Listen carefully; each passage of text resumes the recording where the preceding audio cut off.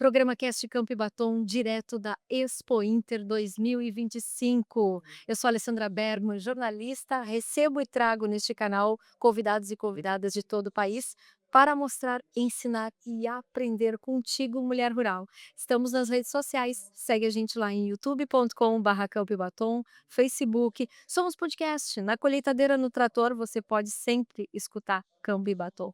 E aqui na Expo Inter, é claro que a gente vai ter que falar sobre assuntos que têm tudo a ver também com o feminino. Sustentabilidade é uma delas. E sustentabilidade na pecuária é o nosso tema. Trouxemos especialistas. Muito obrigada por vocês estarem aqui. Eu quero apresentar o Henrique Padilha, coordenador do Departamento de Desenvolvimento e Inovação do Senar. Bem-vindo a Campo e Batom mais uma vez, Henrique. Obrigado, Alessandra. Obrigado pelo convite. Satisfação estar aqui no Campo e Batom mais uma vez É para verdade. ter assuntos relevantes aí. E tudo que tu vem falar é de grande audiência aqui, a audiência ama de paixão. Deixa eu apresentar também a Michele Borges, que é engenheira agrônoma, gerente executiva da Mesa Brasileira de Pecuária Sustentável. Bem-vinda, Michele. Muito obrigada, Alessandra. É um prazer estar com vocês. Que legal. E também está com a gente a Renata Fernandes, líder de sustentabilidade da Elanco. Bem-vinda, Rê. Obrigada, Alessandra. É um prazer enorme estar aqui, ter esse diálogo que nós iremos fazer. E é um prazer estar aqui conversando. Campibato. Delícia, muito bem. Eu vou começar com o Henrique, porque o Henrique tem uma agenda. Nós estamos numa feira, Expo Inter, nada para aqui. Tem 800 eventos acontecendo ao mesmo tempo aqui. Então, ele está com uma agenda grande. Fala um pouquinho. O Senar, ele já praticava, ensinava, fazia o produtor, estimulava o produtor a ser sustentável muito antes dessa palavra estar na moda, né, Henrique? E tu tens muitas histórias positivas e exemplos de produtores que fazem sustentabilidade, mas nem imaginam. É verdade. Antes mesmo desse tema ficar em moda, sustentabilidade, sequestro de carbono, muitas das ações, atividades que o produtor realiza e realizava na sua propriedade, a exemplo do sistema plantio direto, que iniciou lá na década de 70, por exemplo, em que já se pensava em estruturar um solo e enriquecer esse solo, seja ele na parte biológica, química e física. eh, o produtor ainda não tinha esse selo de sustentabilidade, mas hoje se percebe que várias ações que ele realiza, muitas delas estão vinculadas hoje ao plano ABC+, por exemplo, né, fixação biológica de nitrogênio, a redução da idade de Né? abate dos animais, né, os colegas podem complementar também sobre esse assunto de sustentabilidade, mas são diversas ações que ele já realizava isso e segue realizando, então tem valor muito agregado em todos os produtos que o produtor fornece, produz, né, seja ele a parte animal ou vegetal. Então ele já fazia o certo e Não, ainda não não tinha se o dava conhecimento. Então conta. é isso aí. Que bárbaro. Michele, Mesa Brasil, Pecuária Sustentável, que bárbaro. Isso é um. Fala um pouquinho pra gente quem é esse grupo, qual é a proposta e com esse nome tão forte aí para levar para a comunidade, não só para o pecuarista, mas também para o consumidor, informação sobre isso. Sim, sim. A Mesa Brasileira da Pecuária Sustentável, ela é uma entidade com mais de 60 associados dos 7 elos da cadeia. A Elanco é uma associada nossa. O que a gente procura fazer é discutir como que a pecuária pode avançar de uma maneira mais sustentável, olhando e concatenando todos esses atores da cadeia, né? Então, nós estamos ali num espaço de diálogo, de construção conjunta, a fim de que possamos evoluir e também possamos levar uma questão de advocacy, né? Como que a gente pode ajudar em questões de políticas públicas, de avançar de um formato paralelo ou conjuntamente, junto com os diferentes stakeholders que fazem parte da mesa. Como a gente está falando para um grupo forte de mulheres brasileiras, eu queria te perguntar como é que a zootecnista Michele, né, se linkou com esse tema sustentabilidade, assim, de forma tão apaixonante. Na verdade, eu sou agrônoma. Ai, desculpa. Zootecnista sou eu. Isso, troquei zootecnista com agrônoma. Mas tudo está interligado, Exato. né? Então, assim, é o que a gente fala da integração, né? Então, você não consegue falar do agro sem você não olhar para a parte pecuária, né?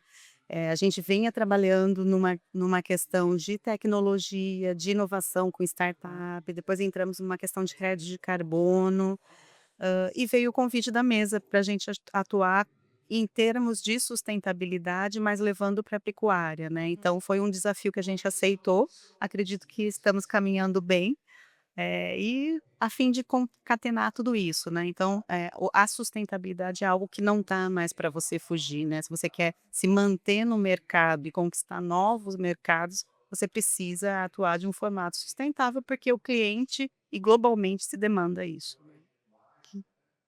Renata, vocês estão preparando um produto, prepararam um material especial justamente para conscientizar o produtor sobre essa importância e ele ter consciência mesmo, porque às vezes sem ele menos esperar está sendo sustentável, né? Fala um pouquinho sobre isso, você está à frente de um projeto maravilhoso lá nessa empresa.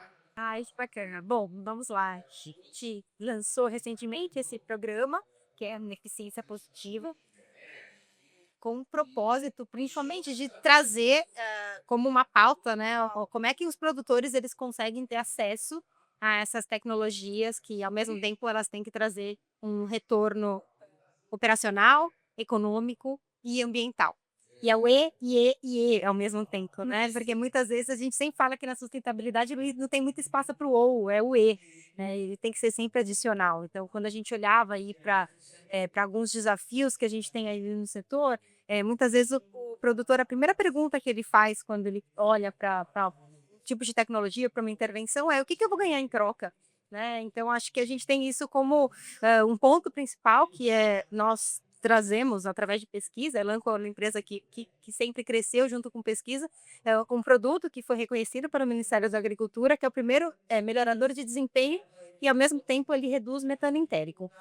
E o que que isso, né, tem por trás disso? É você justamente ter a oportunidade de trazer retorno, já naturalmente produto se pagar, né, trazer retorno sobre o investimento pela adoção, o incremento de produtividade, e ao mesmo tempo que proporciona ao pecuarista a ter acesso a novos caminhos, que seja crédito verde, mercado de carbono, enfim, outras coisas que seriam adicionais para ele e que com certeza ele tem que ser remunerado por ter uma boa prática. Então a gente acredita muito nisso. Além disso, o programa Eficiência Positiva ele tem esse objetivo de engajar a cadeia como um todo, né? A gente acredita que a gente não vai chegar em nenhum lugar sozinhos, então a gente tem aí novos parceiros entrando aqui junto conosco dentro do programa, e justamente trazer com um foco por trás desse engajamento, que é o lado de gerar conhecimento.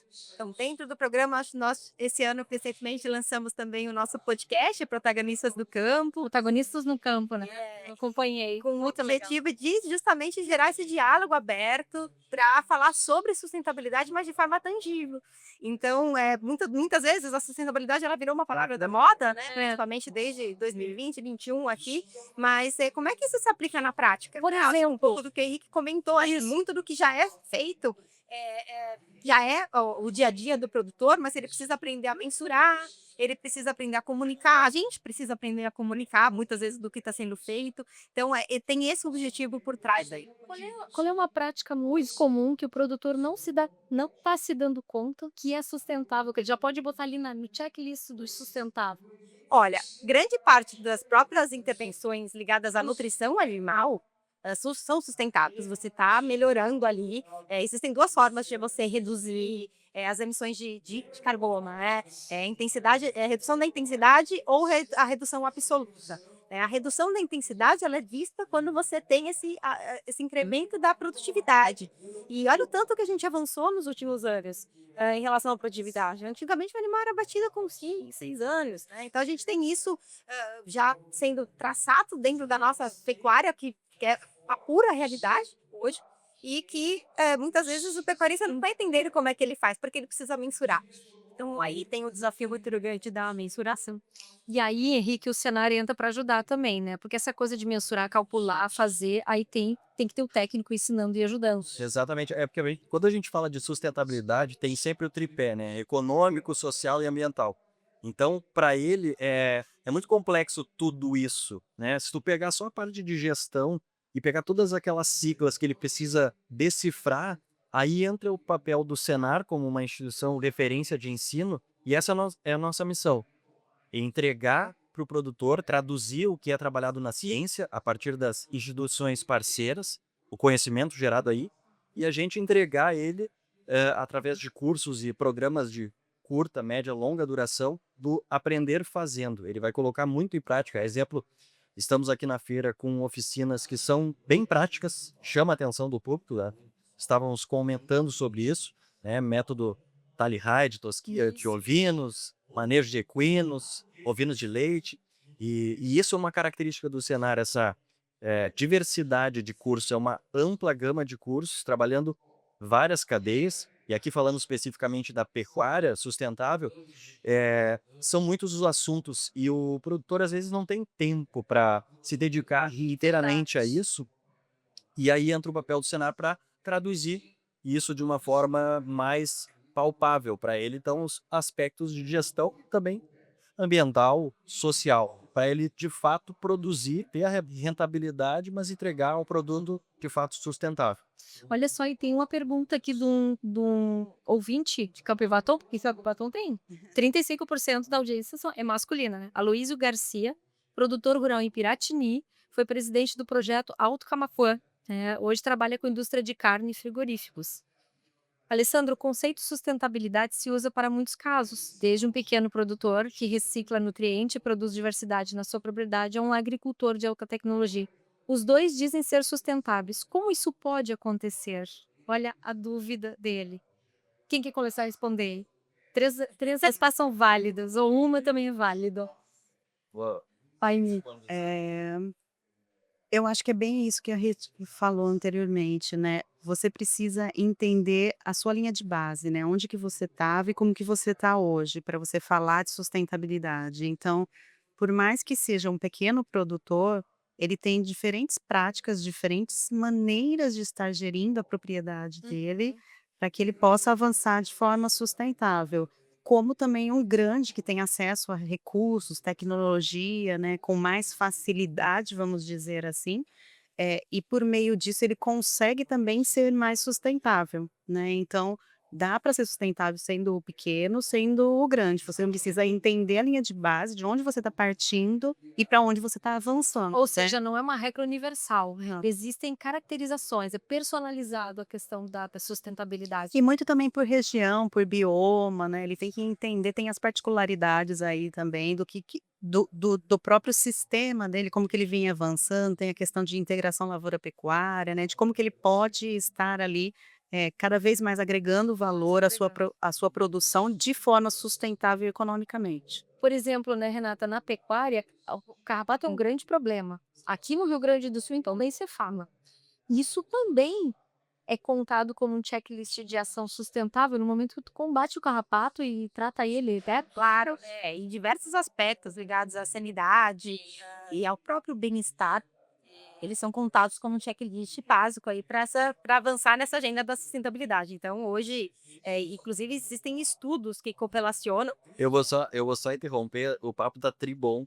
Obrigado pelo convite mais uma vez, não quero ser indelicado, mas Você tem que como eu sair. comentei, eu vou ter que sair. Eu agradeço demais Maravilha. o convite mais uma vez, desejo uma boa sequência aí de conversas e rodadas de perguntas e respostas aí.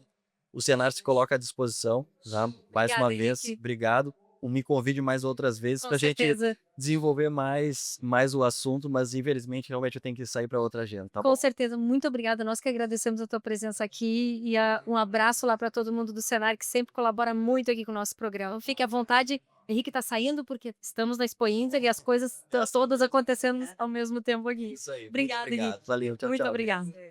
Mas meninas, eu conversando aqui um pouquinho mais com vocês, o que vocês acham? O consumidor brasileiro, ele já se deu conta dessa coisa da sustentável, não é sustentável? Ele já está consumindo produtos que são mais ou menos sustentáveis? Está se ligando nisso?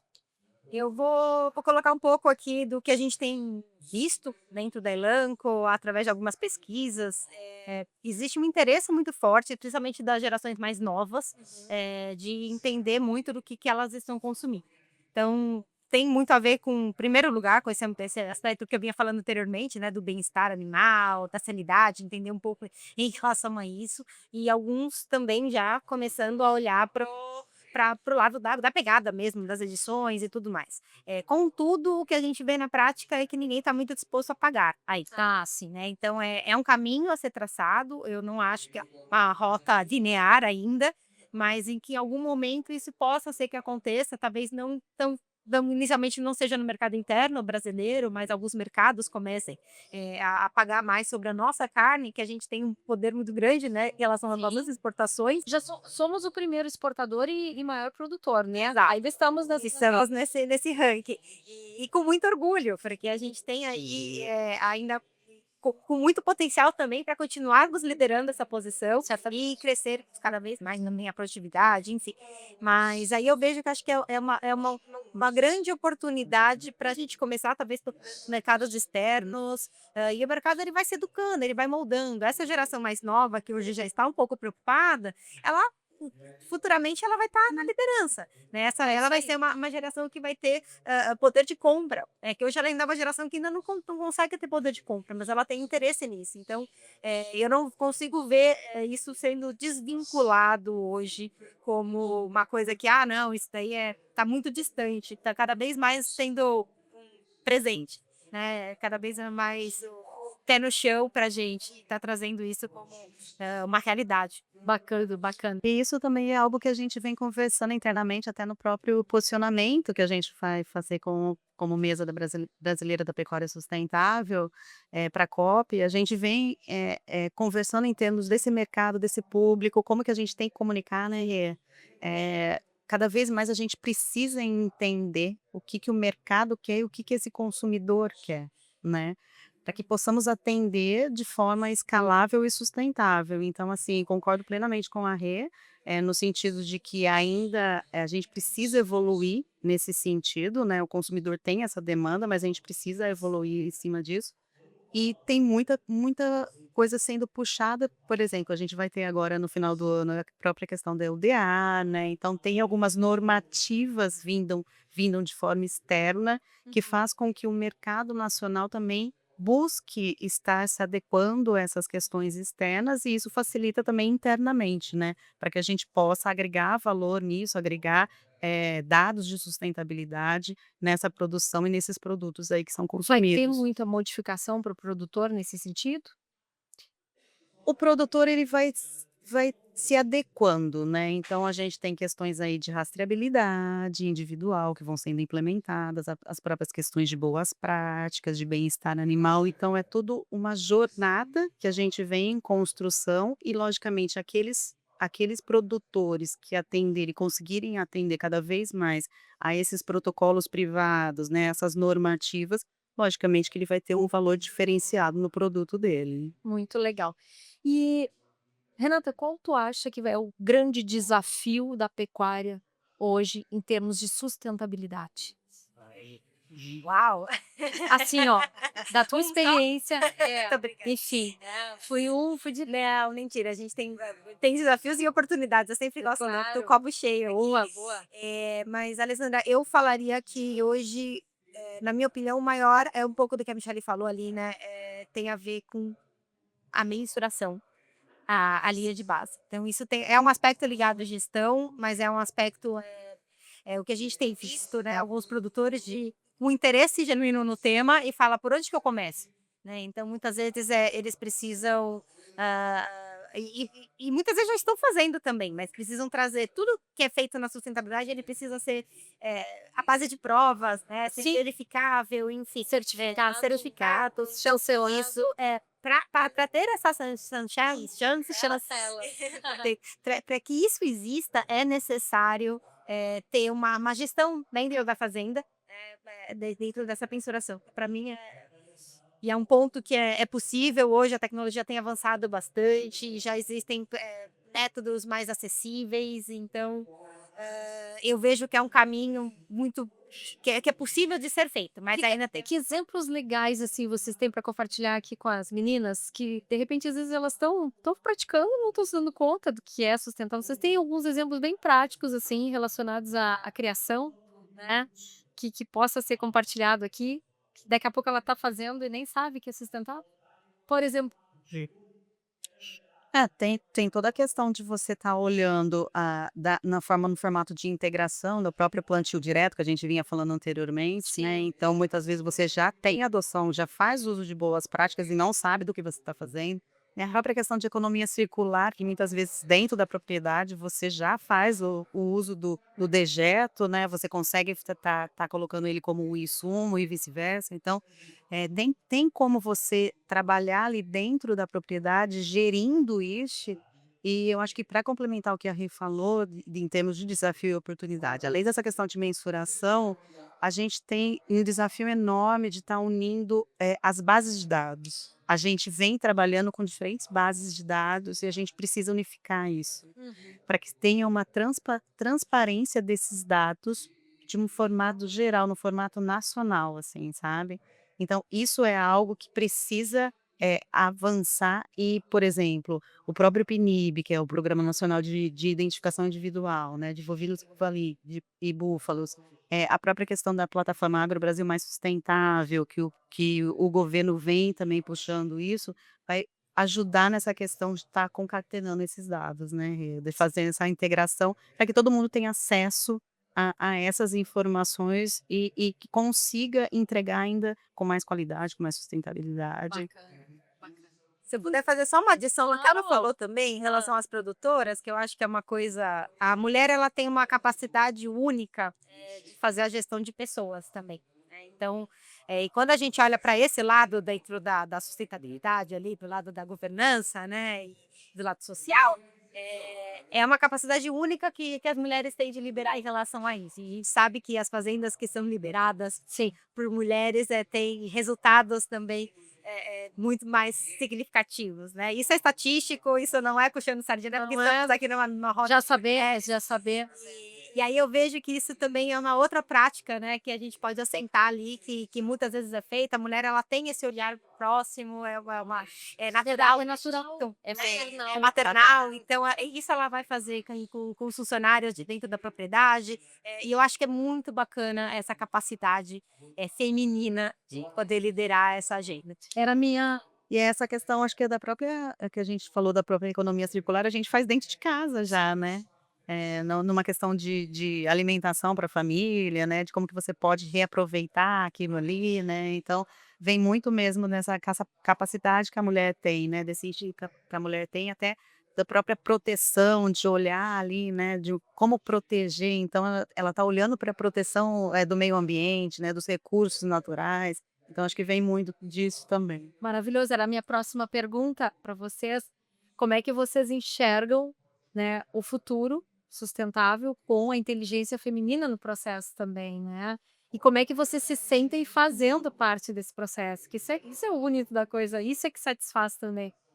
E o feminino está cada vez mais entrando nesse meio, né, para agregar, não para competir. E eu queria saber disso, né?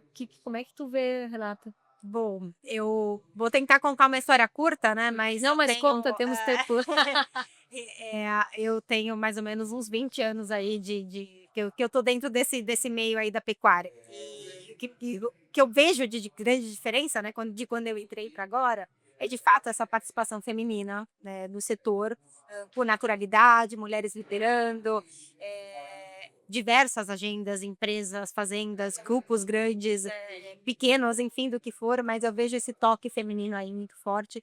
E isso não é por ser mulher, mas assim, me enche de orgulho, porque quando eu fui estudar a zootecnia lá atrás, isso não era a realidade, existia sim, muitos desafios quando eu tentava pisar dentro de uma fazenda, e eu mesma tive alguns desafios próprios ali naquele momento. E aí, como que eu vejo isso para o futuro? E eu sou uma mãe recente, né? Então, recente, não tão recente, meu filho já está com um pouquinho mais de um ano, mas eu sou uma mãe recente. E nada melhor do que a maternidade, né? E para deixar claro para amadurecer, né? gente, e para deixar claro para a gente o futuro que a gente espera para o nosso filho, né? Com o meu filho, no caso, então cada vez mais eu conecto isso com o meu propósito de vida. Então, eu vejo isso cada vez mais sendo factível, tangível. Claro que tem desafios que a gente tem aqui no Brasil, mas não existe país no mundo capaz de fazer o que o Brasil vem construindo na frente da sustentabilidade. Então, e com as oportunidades que a gente tem concretas. A gente tem tecnologias aqui no Brasil que não existem em outros países. Então, a gente tem essa capacidade de liderar essa agenda, a gente tem espaço, a gente é um país agro, né? Então, a gente tem espaço para continuar construindo isso. Eu vejo aí com muito bons olhos. Sim, e eu vejo também que cada vez mais a gente vem assumindo postos diferentes e vem numa crescente que tem-se o apoio, né, para você estar assumindo esses postos. As mulheres estão sendo mais ouvidas, que antes também não tinha esse poder de voz, né? E logicamente que as futuras gerações aí têm tudo para estar avançando ainda mais com isso, né? Então não vejo desconectado também o tema, eu também sou mãe de 2, um menino e É. uma menina. E eles estão diariamente me escutando falar de sustentabilidade, então não tem como não fugir disso, né, e até mesmo, trazem questões da escola que eles mesmos já respondem de coisas que eles escutam eu falando, né, de trabalho, alguma coisa assim. Então é bacana você ver como que vem avançando nesse sentido, né, e a preocupação que você tem dessa geração. Tá aí, né, a mulher vai ser a grande responsável por a educação sustentável, que é isso que o mundo nós estamos precisando todos aprender, né, somos a primeira geração que aprende isso, que se conscientiza disso, para levar isso à frente, para mudar e transformar, porque não tem volta, né, Renata? Não, não tem mesmo. Meninas, amei a participação de vocês aqui em Campo e Batom. Venham mais vezes, microfones sempre abertos. Querem dar um recado final para os nossos ouvintes? Fiquem à vontade. Mi, que prazer te ter aqui. Tem evento aí do Brasil Sustentável. Vamos lá. Vamos lá. Convidar o pessoal ainda que está. Eu que agradeço a oportunidade, é um prazer estar aqui com vocês. Amanhã tem um evento o dia todo aqui. Quarta-feira. Amanhã Dia é 3, 3. terça-feira. Nós estaremos pela manhã no auditório do Senar, falando de pecuária no sul, de recuperação de pastagens, falando de pecuária regenerativa.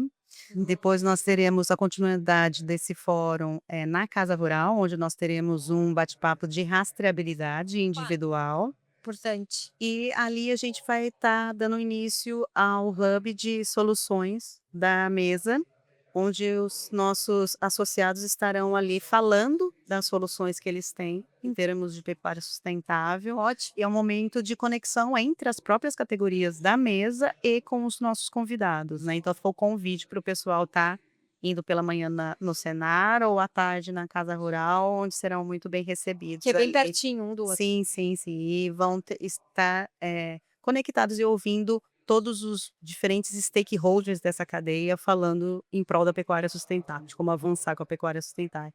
E obrigada novamente. Eu que Prazer. agradeço. Muito obrigada. Rê, e aí, você chegou agora? Tá. Bom, primeiro, obrigada mais uma vez pela oportunidade aqui de bater esse papo super gostoso. Ficaria também horas aqui conversando, muito delícia mesmo. Reforçando, eu estarei lá amanhã também nessa agenda ali junto com a mesa. E também eu reforço o convite para visitarem a nossa casa aqui da Elanco. Tá linda, por sinal, a estância. A nossa estância Elanco. Nós estamos aqui com o nosso time, não somente do Sul, mas as produtoras, os produtores também. Quem quiser ali, a gente está com diversas iniciativas ali dentro da nossa casa. Então, por favor, né, vamos dialogar cada vez mais. Sabe? Eu já falei ontem, né? Peguei um monte de informação sobre carrapato, sobre prevenção de doenças, né? Fiquei sabendo até que não tem mosca na Expo Inter, graças a Exampa. Tá, a gente estava comentando antes. E olha que eu tenho mais de 20 anos de Expo Inter, mesmo não tem mosca, né? Tem tanta matéria orgânica. Aí é por causa de um produto que a Elanco aplica numa placa que fica na frente dos animais expostos ali. E a mosca vai na placa, não vai no animal e morre ali. E isso traz um conforto para nós, né? E aí a gente fala, gente, isso é claro, né? Para os animais também, né? Isso traz um conforto muito forte. Então é o que a gente vive, a gente respira isso. Então, tudo bom. A casa tá aberta para a gente conversar bastante e esperamos vocês lá. Maravilhoso. Muito obrigada pela participação de vocês em Campo e Batom. Gente, daqui a pouquinho, mais um podcast direto aqui da Expo Inter 2025, Campo e Batom, o programa da Mulher Rural Brasileira.